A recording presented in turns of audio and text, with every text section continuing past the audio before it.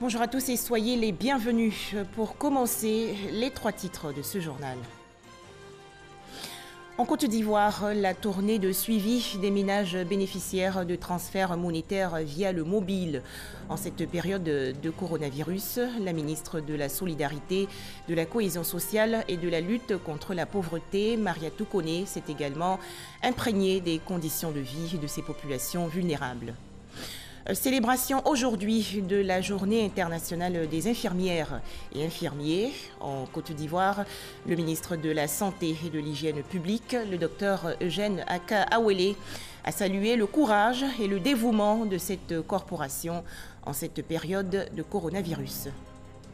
Enfin, le début du déconfinement en France, avec aujourd'hui la réouverture partielle des écoles.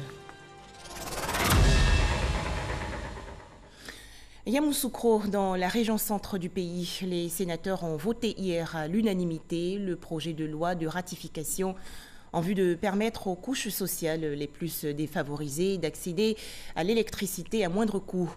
Projet expliqué par le ministre en charge du pétrole, de l'énergie et des énergies renouvelables, Abdourahmane Sissé. Les précisions dans ce reportage de Kader Sogodogo de RTI Bouaké. Abdourahmane Sissé, ministre du pétrole, de l'énergie et des énergies renouvelables, démarre sa semaine à Yamoussoukro. Face aux sénateurs, membres de la Commission des affaires économiques et financières, KEF, l'émissaire du gouvernement est en mission de ratification de l'ordonnance numéro 2018-809 du 24 octobre 2018 portant création, attribution, organisation et fonctionnement du Fonds pour le programme électricité pour tous, en abrégé Fonds PEPT. Les couches sociales à faible revenu paieront désormais 1 000 francs CFA pour accéder à l'électricité. Le remboursement du solde du prix du kit PEPT, évalué à environ 150 000 francs CFA, s'effectuera à travers les achats d'énergie de l'abonné sur une période de 10 ans. Le kit PEPT comprend le branchement, l'abonnement et l'installation intérieure en cas de besoin. Les études réalisées en vue de la vulgarisation du PEPT ont révélé la nécessité d'adapter le cadre institutionnel et réglementaire, notamment par la création d'un fonds pour le financement du programme électricité pour tous. Après l'exposé des motifs, le quitus des groupes parlementaires et des interventions individuelles des sénateurs, c'est à l'unanimité que le projet de loi sera adopté par les sénateurs. Depuis sa création par ordonnance en 2018, le fonds PEPT aura permis des avancées notables. À travers le fonds PEPT, le gouvernement se veut solidaire des plus démunis et accentue ses efforts pour le monde rural. Et nous parlons encore une fois du coronavirus tout au long de ce journal.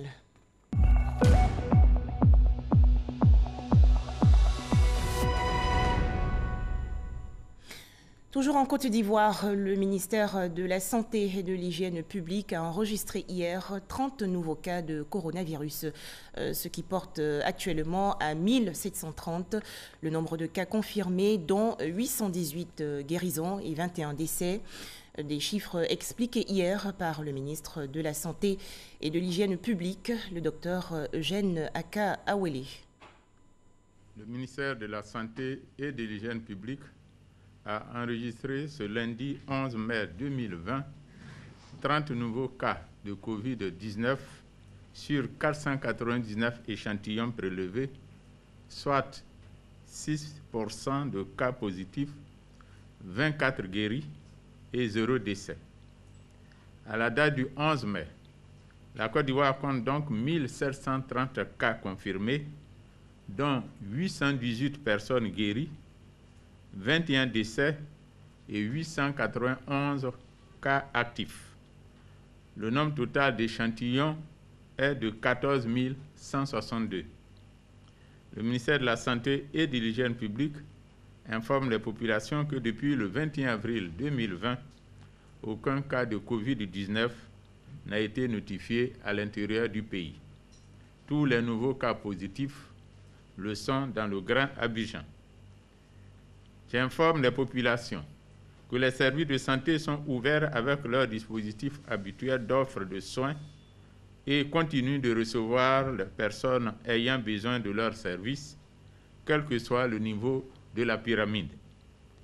J'exhorte les populations à continuer de fréquenter nos établissements sanitaires pour tous les types de problèmes de santé, notamment pour les services de la vaccination, les consultations prénatales et les accouchements. Par ailleurs, devant l'apparition de signes tels que la toux, la fièvre et des difficultés respiratoires, vous êtes priés de contacter en urgence les numéros gratuits suivants, le 101, le 119, le 125 et le 143, ou de vous rendre dans un centre d'accueil et de dépistage. Je remercie et félicite tous les acteurs de la santé pour leur engagement et leur dévouement dans la lutte contre la pandémie. Hors de chez nous, comment évolue la maladie à coronavirus? 4700 cas confirmés de coronavirus au Ghana, 760 cas confirmés au Burkina Faso, 2146 cas confirmés en Guinée-Conakry, le Libéria avec 211 cas confirmés, le Mali, de son côté, annonce 712 cas confirmés de coronavirus. Dans le monde entier, à retenir 4 178 156 cas confirmés de coronavirus, dont 286 353 décès et 1 456 493 personnes guéries, selon l'Organisation mondiale de la santé. Comment la commune de Yopougon, dans le district d'Abidjan, gère-t-elle la crise sanitaire liée au coronavirus? Le maire, Gilbert Kafanakone, a expliqué hier à la presse les mesures arrêtées par le conseil municipal. C'était lors du point presse quotidien organisé par le gouvernement. Les détails, Mahama Traoré. Focus ce lundi sur Yopougon, la commune qui apparaît en 3e position des localités les plus touchées par la pandémie du Covid-19 en Côte d'Ivoire. Yopougon est aussi caractérisé par ses grands quartiers ou groupements d'habitat à l'image des cités Sikoji, des nombreux marchés et espaces aux lieux de loisirs, ses infrastructures scolaires et universitaires, ses industries et la diversité de sa population. C'est une cité dortoir par excellence doublée d'un pôle économique très important qui mérite attention particulière. Toutes les conditions de dissémination de la maladie sont ici réunies. Pour l'heure, Yopougon enregistre 172 cas testés positifs au Covid-19, dont 76 guéris et 3 décès. Depuis plusieurs semaines, le député maire Gilbert Kafanakone et ses services s'activent à limiter la propagation du Covid-19 dans cette commune en appliquant plusieurs mesures. L'aménagement des horaires d'ouverture et de fermeture des marchés qui passe désormais de 6h à 15h et l'interdiction de vente des produits autres que les denrées alimentaires et les produits d'hygiène et les produits de bébé. La constitution d'équipes de bénévoles chargées de visiter les marchés, les gares routières, les grandes surfaces, les lieux publics, afin de sensibiliser les populations sur le respect des mesures barrières et procéder par la même occasion à la distribution de matériel d'hygiène et de protection à certaines couches sociales. Cette crise sanitaire empêche aussi le bon déroulement du programme présidentiel des logements sociaux, notamment dans le Grand Abidjan, où se situent 90% des chantiers. Retard des délais de livraison des maisons aux acquéreurs, difficultés financières des promoteurs immobiliers, toutes ces conséquences ont conduit l'État à arrêter certaines dispositions. À savoir la suspension des expulsions pour loyers impayés dans les cités gérées par la Sikoji sur la période allant de mars, avril et mai 2020. La suspension de toutes les poursuites de locataires de la Sikoji en difficulté de paiement sur la période de mars, avril et mai 2020. Par ailleurs, en accord avec les promoteurs des logements sociaux, il a été décidé que les échéances pour les souscripteurs en difficulté de paiement sur la période des mois de mars, avril et mai 2020 soient reportées. Concernant le volet sécuritaire, le porte-parole de la police nationale précise que les forces de sécurité font toujours preuve de vigilance, malgré l'assouplissement des mesures de l'état d'urgence à l'intérieur du pays. Nonobstant la levée salutaire du couvre-feu à l'intérieur du pays, qui, je le répète, est due à l'effort de tous, il faut faire l'effort de maintenir les mesures barrières en vigueur. Nos agents de FDS, vigilants, y veillent et y veilleront sans faiblesse. Dans la nuit du dimanche au lundi, 2 individus ont été interpellés pour vol lors du couvre-feu dans la commune d'Abobo. Aujourd'hui, mardi 12 mai 2020, c'est la journée internationale des infirmières et infirmiers. Événement célébré en mémoire des nobles actes accomplis par cette corporation pour notre société. En Côte d'Ivoire, le ministre de la Santé et de l'Hygiène publique, le docteur Eugène Akaouele, a salué le courage et le dévouement des infirmières et infirmiers en cette période de coronavirus. Le point avec Issa Yeo. C'est en 1965 que la journée internationale de l'infirmier, célébrée chaque 12 mai, a été instaurée dans le monde. Ce, en mémoire à Florence Nightingale, pionnière des soins infirmiers modernes. Cette année, cette journée, dont la célébration a lieu ce mardi, sous le thème « La profession infirmière, une voie faite pour diriger vers un monde en bonne santé », est une occasion de relever le rôle des infirmiers et infirmières dans le dispositif sanitaire du pays.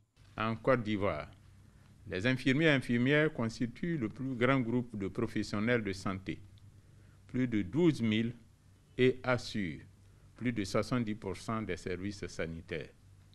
Ils contribuent à la réalisation du 3e objectif du développement durable, permettre à tous de vivre en bonne santé et promouvoir le bien-être de tous à tout âge. Ils jouent également un rôle essentiel à la réalisation de la couverture sanitaire universelle dans le monde entier. Malheureusement, nous vivons une crise sanitaire mondiale qui met en branle l'organisation de cette journée. Nous savons que vous plaidez au quotidien pour la santé, pour tous, et jouez un rôle central dans la promotion de la santé, la prévention des malades et la prestation des soins primaires et communautaires. Vous êtes aussi en première ligne dans cette situation d'urgence sanitaire. Cette célébration se déroule dans un contexte sanitaire mondial marqué par le coronavirus. Occasion pour le ministre de la Santé et de l'Hygiène publique de rendre hommage à cette corporation en première ligne de la bataille contre le Covid-19. Le gouvernement ivoirien a saisi la portée de vos actions. C'est pourquoi, face à la pandémie de coronavirus, son Excellence le Président de la République a pris des mesures pour le paiement de primes spéciales qui ont commencé à être payées depuis fin avril 2020 pour la période des 3 mois de riposte sanitaire d'avril à juin. Aussi, voudrais-je vous exhorter à plus de détermination pour vous acquitter de votre noble tâche, à pouvoir offrir des soins de qualité aux populations qui attendent beaucoup de vous. Le ministre Eugène Akaouele, par ailleurs, félicite l'Association nationale des infirmiers et infirmières de Côte d'Ivoire et les organisations professionnelles infirmières pour le travail accompli sur le terrain. J'ai à présent le plaisir de recevoir sur ce plateau le docteur Seydou Konaté, directeur du Centre national de transfusion sanguine. Bonjour docteur Konaté. Bonjour madame. Et merci d'être avec nous. Merci. Alors, on observe actuellement une baisse du taux de fréquentation de la structure que vous dirigez, le Centre national de transfusion sanguine. Quelle est l'ampleur du phénomène? Auparavant, combien de personnes par jour ou par semaine donnaient leur sang et qu'en est-il aujourd'hui? Alors, merci bien madame. Je voudrais au nom du ministre, le docteur Akaouele, vous dire merci. Merci à la RTI pour nous avoir invités à ce plateau. Effectivement, le coronavirus, le Covid-19, a frappé de plein fouet le Centre national de transfusion sanguine. Nous sommes donc victimes du Covid parce qu'aujourd'hui, la fréquentation de nos établissements a considérablement baissé.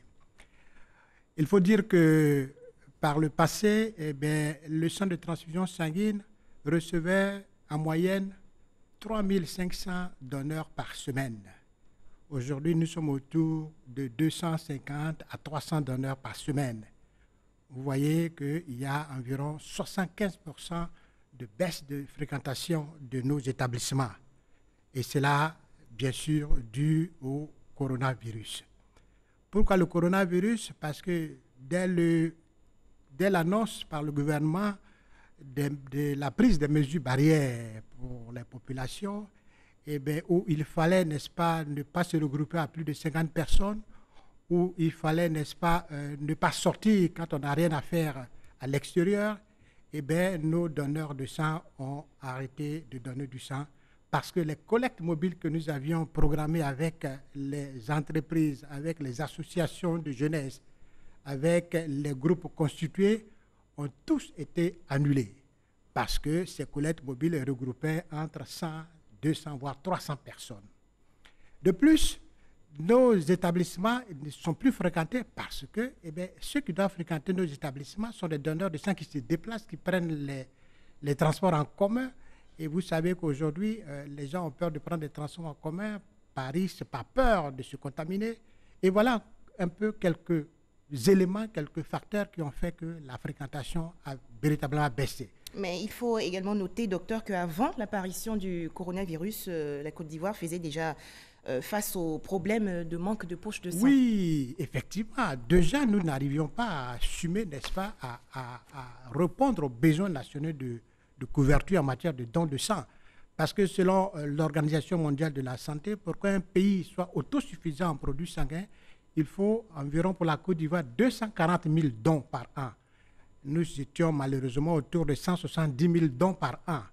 Aujourd'hui, avec ce que nous vivons, c'est plus de la moitié des donneurs de sang qui ne fréquentent plus nos établissements. Donc la situation est difficile, elle est même critique. Et c'est pour cela qu'il faut rassurer les populations qu'en allant dans un centre de transfusion sanguine, on n'attrape pas le Covid parce que les mesures ont été prises dans ce sens-là. Vous savez que le gouvernement a préconisé les mesures barrières. Elles s'appliquent à nous tous, que vous soyez d'une institution ou que vous soyez un individu. Donc, au centre de transfusion sanguine, les mesures barrières sont prises, les mesures de distanciation physique sont prises. Et donc, quand vous arrivez, vous allez être tout de suite confronté à la prise de température, au lavage des mains ou à l'utilisation des gels hydroélectriques, à la séparation de 1 mètre au moins, etc., etc. Donc, je vais rassurer la population qu'aujourd'hui, le problème du coronavirus n'est pas le seul problème qui existe en matière de santé en Côte d'Ivoire. Certes, c'est une pandémie, mais les autres maladies sont là, les autres maladies existent. Vous avez le paludisme qui fait des ravages en matière d'anémie. Vous avez les grossesses qui sont mal suivies, où les femmes arrivent à l'hôpital avec des hémorragies. Vous avez les accidents de la route, où on a besoin de sang, et ainsi de suite. Donc, le problème du sang demeure. Il faut que les populations se réveillent, qu'ils attaquent, qu'ils prennent d'assaut nos centres de transfusion sanguine.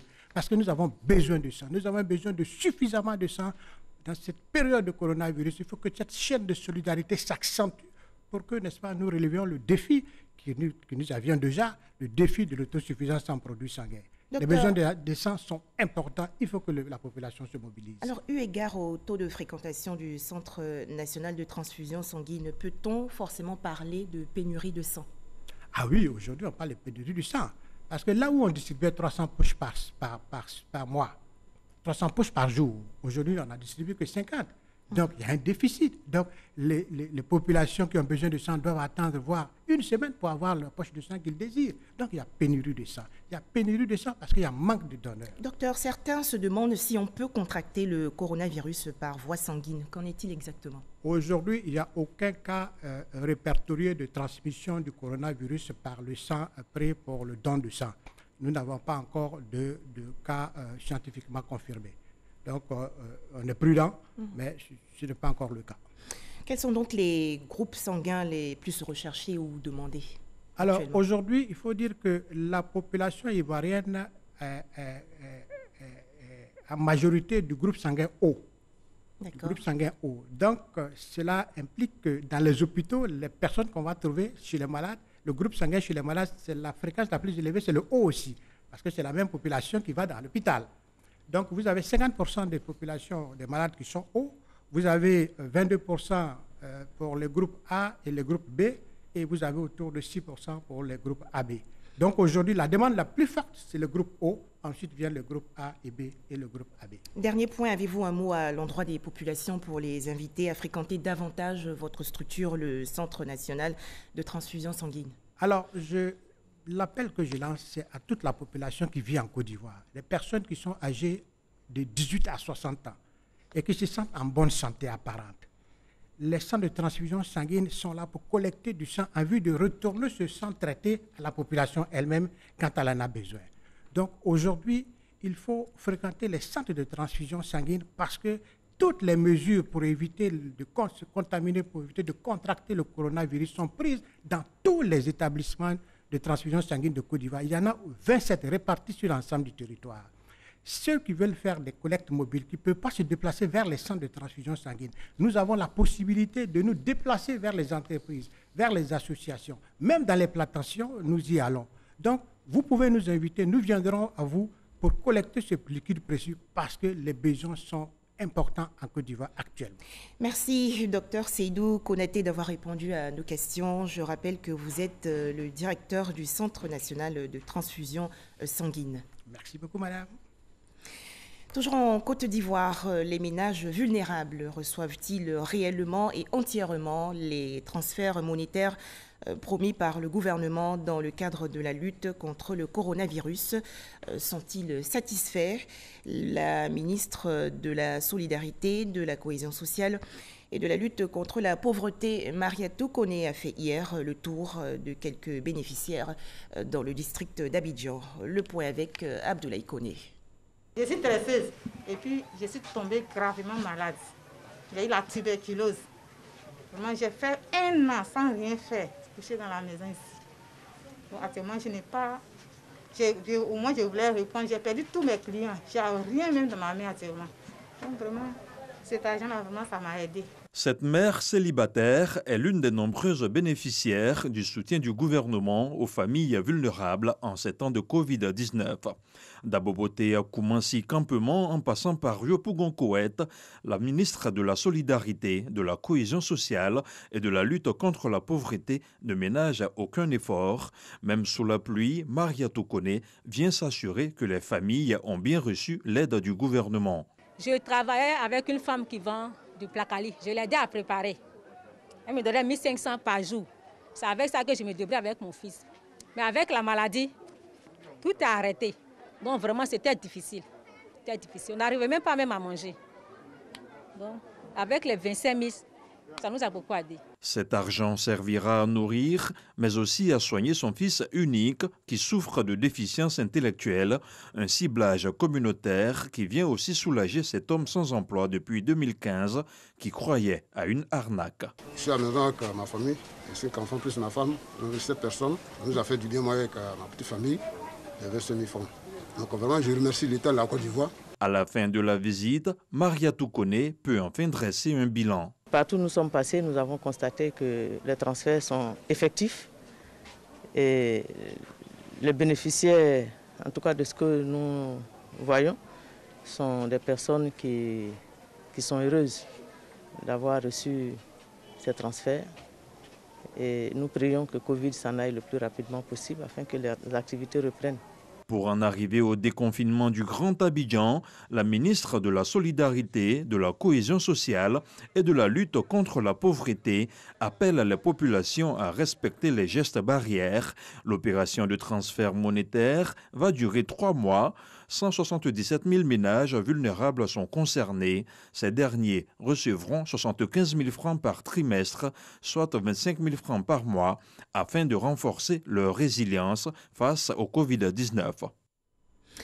Un chèque de 20 130 000 francs CFA remis récemment au personnel soignant et aux forces de défense et de sécurité. C'est une contribution des institutions de la République de Côte d'Ivoire à la lutte contre le coronavirus. Les précisions de Sidonie Davila. Pour les institutions de la République, l'heure n'est plus au discours, mais à l'action. Une action qui se traduit par la remise d'un chèque de 20 130 000 francs CFA au personnel de santé ainsi que des forces de défense et de sécurité en première ligne dans la lutte contre le Covid-19. En tête des institutions de la République, Ngolo Coulibaly, président de la Haute Autorité pour la bonne gouvernance. Le grand élan de solidarité nationale qui se manifeste à l'occasion de cette pandémie qui s'étend sur la planète entière n'a laissé aucun Ivoirien indifférent. C'est dans ce contexte que les responsables des institutions de la République ont décidé d'apporter leur modeste contribution à la lutte contre le Covid-19. Mobilisés pour apporter une réponse collective au Covid-19, à l'image des institutions de la République, un geste fort apprécié. Mesdames et messieurs les membres des institutions, en vous inscrivant dans cette perspective, vous ne faites que renforcer les capacités de notre pays à amorcer la décroissance à très court terme de la courbe des sujets contaminés par le Covid-19. Monsieur le Président, je voudrais vous rassurer que nous ferons bon usage de ce don, comme l'ensemble des contributions que nous avons reçues dans le cadre de la lutte contre le Covid-19. Il faut noter qu'avant cet apport collectif à la lutte contre le Covid-19, plusieurs institutions avaient déjà fait parler leur cœur. Toujours dans le cadre de la lutte contre le coronavirus, des équipements et autres kits sanitaires ont été remis il y a quelques jours aux agents des impôts de Côte d'Ivoire. C'est un don d'une entreprise chinoise des télécommunications. Patricia Etia. Face à la progression de la maladie à coronavirus, le géant chinois des télécommunications Huawei, représenté ici dans notre pays, a manifesté sa solidarité par du matériel sanitaire à la Direction générale des impôts. Aujourd'hui, on est venu ici pour faire un petit don au gouvernement et aux directions générales des impôts pour apporter un petit soutien qu'on puisse faire. Et puis, on souhaite que nous pouvons vaincre la pandémie le plus vite possible. C'est un moment où la nation tout entière est en train de rechercher les moyens pour protéger chacun de nous, pour protéger chaque Ivoirien, tout en continuant à faire tourner l'économie.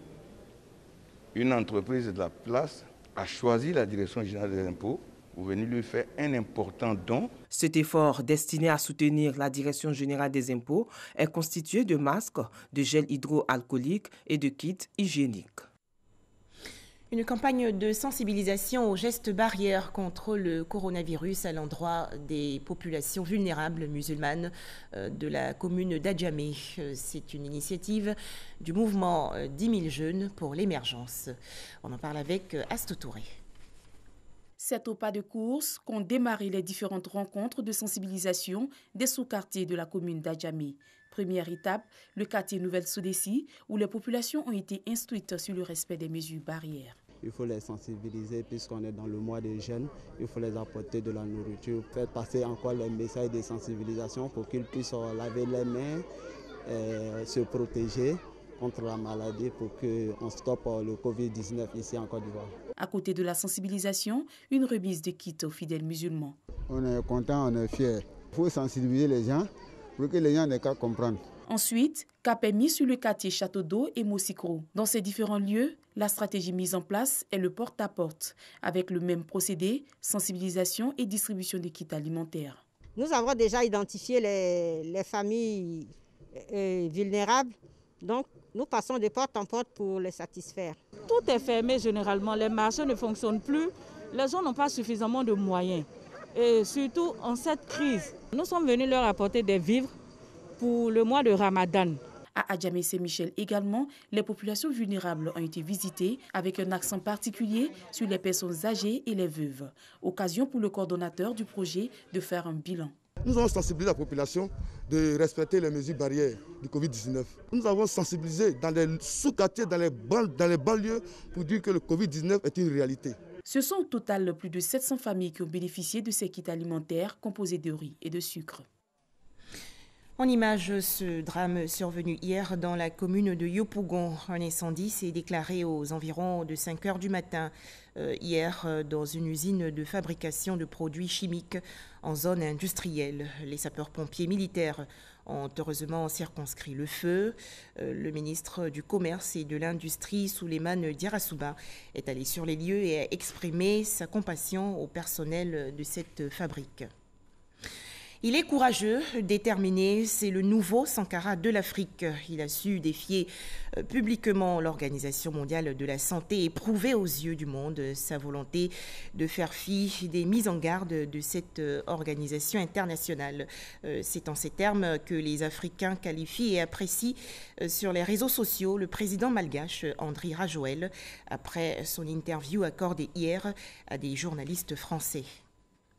Enfin, en France, plus d'1 million d'élèves des classes maternelles et du primaire sur près de 7 millions au total doivent reprendre aujourd'hui le chemin de l'école. À noter que ce retour s'effectue dans la limite des capacités d'accueil des établissements scolaires. Les enseignants ont pour mission de faire respecter les gestes barrières contre le coronavirus et les mesures de protection destinées à éviter toute contamination. Merci de nous avoir suivis.